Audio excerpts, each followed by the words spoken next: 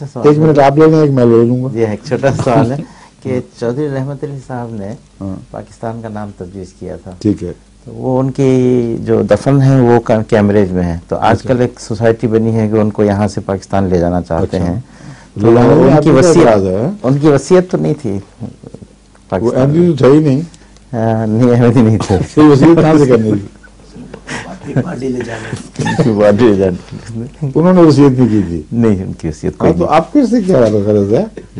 جن کا معاملہ جن کی باڈی ہے ان کو کرنے میں، جہاں تک پاکستانی کی حیثیت ہے اس حیثیت سے ان کے جذبات کی سمجھ آتی ہے، لیکن پاکستانی کی حیثیت ہی سے مزاج مختلف ہیں.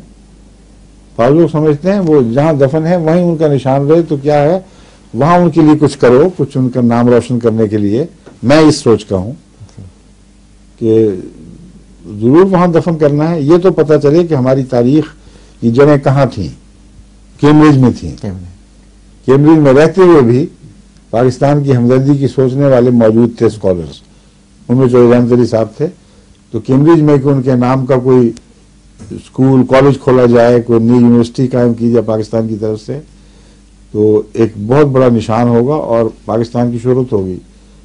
لاش نکالی چلی گئی، کیا پتہ لگا یہاں جو تھوڑے بہت یاد رہ گئی تھی وہ بھی مل جائے گی. ٹھیک ہے جی.